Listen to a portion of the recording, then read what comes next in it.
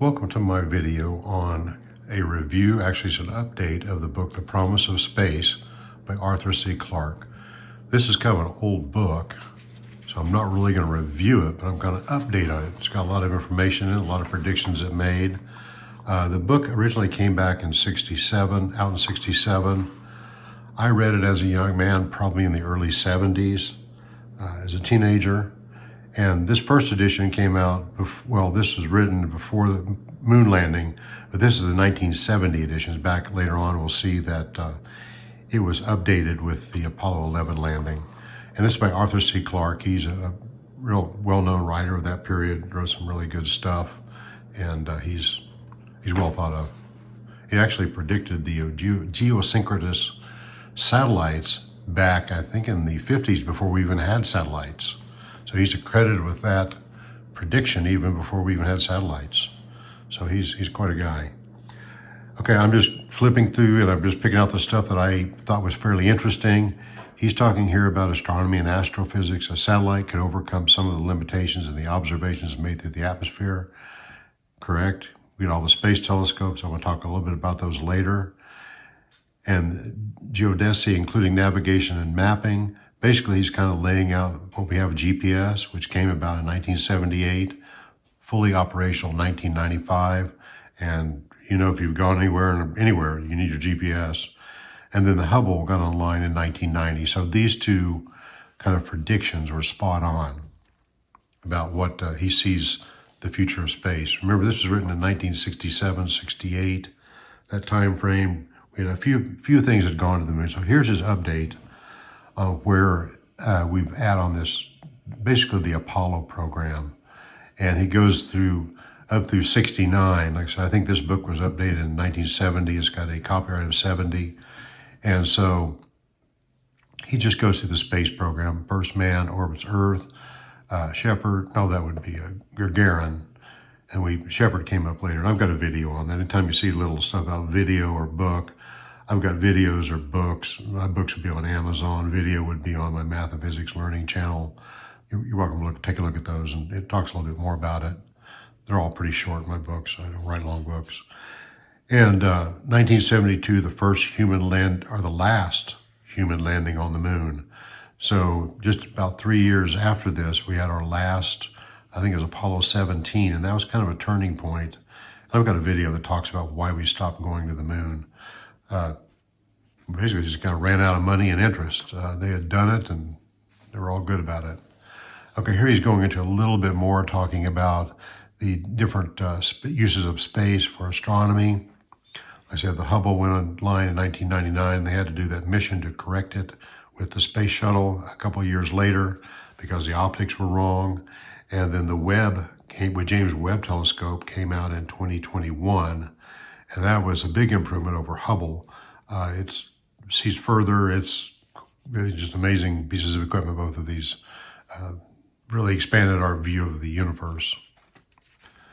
And he's talking about how that would come about. Oh, then he's got a picture section. Here it starts out with Goddard, rocket flight. And this is the big Russian one. Oh, yeah, I've got a book on Goddard. And just goes through, it's got some neat pictures here. Of course, they're all dated at this point, but that's okay. They're still good to look at. Some of the old spacecraft. Some of the original pictures of the moon and the Earth, pictures taken from space, just some close-ups of the moon. Oh, the Saturn V. If you ever get the chance and you've not gone to Cocoa Beach, Florida to look at the Saturn V back in one of the areas back in there, that is definitely worth your time. That is just amazing, going back into that hangar and seeing that Saturn V up above you and you can look at it. It's just amazing. That's all I can say. Very worth your time. The Apollo, the service module, breakdown of the Apollo. There's a lunar lander. And then some more moon pictures, dark side of the moon, some close-ups. And these were kind of images taken from the modern telescopes of that period. And I hate to say this, but basically a couple $1,000 telescope can kind of beat this right now, the detectors. And let's see, this is the Mariner spacecraft, the launch vehicle. What have we got here? Mariner 4, just more. M31, Andromeda, star clouds, Sagittarius, This is a globular cluster. I think I've got a couple of videos on some globular clusters. Talks about some of the pictures I've taken of them. And what is this? This is the, it's a spiral, they call it a spiral nebula, spiral galaxy in Ursa Major. I think it might be N51. I got to double check that, but that might be. I got a video on that too. Okay, so here we're going and talking about the mission, Update 1970 edition. Okay, this is just where I figured out this had the moon landing in it, because when I first looked at this book, they've come through several editions. Then I see they have the moon landing on there and the date. So he updated the book from his initial publication. And I remember reading this book back as a young man. I just was I was ready to sign up to go to the moon that day.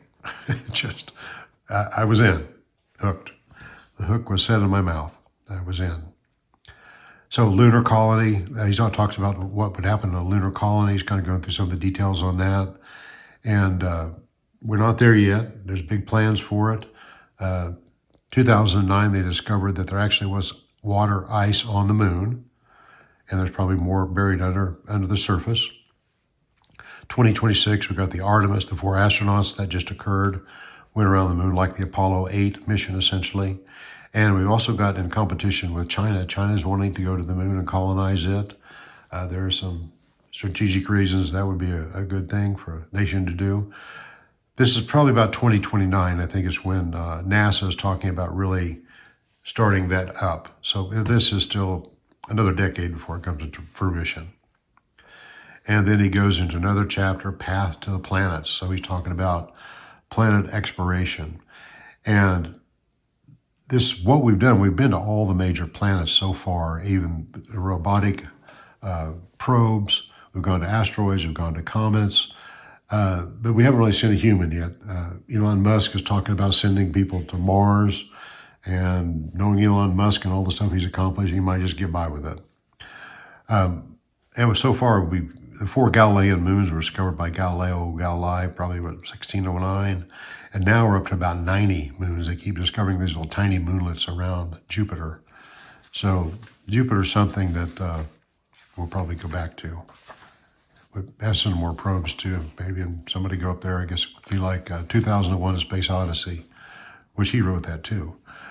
So Across the Abyss, this covers interstellar travel, the beginning of that.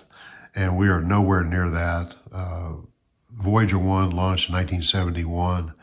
2012, it first crossed out of the solar system, basically out of the gravitational attraction of the sun.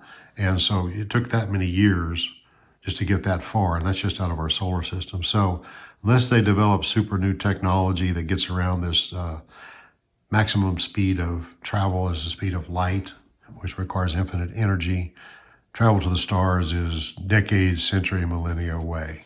Things are going to have to really change. But he at least talks about it. And then the final chapters gets into extraterrestrials and where is everybody? And this is known as the Fermi paradox.